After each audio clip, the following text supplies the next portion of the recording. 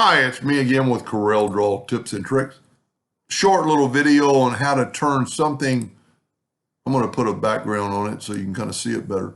To turn something that's like flat into almost a three-dimensional item. Really pretty easy. So let's take that yellow box away.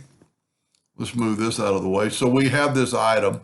I'm actually going to make it a little bit smaller so it'll be more dramatic on the next one. I'm going to hit P and put it in the center of the page. And then I'm going to draw an ellipse that's quite a bit bigger, and I'm going to hit P. That might be a little bit too big, so I'm going to bring it in holding down the Shift key. You've got that ellipse selected. Go up to Effects and Lens Effect.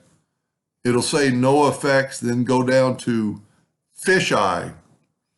And then you can move your circle around, and look what it did. It made it look like it's kind of three-dimensional. Now you need to go to Frozen, and then it'll all be together. There's your original. So then just go to Object, Group, and ungroup it, and take that away.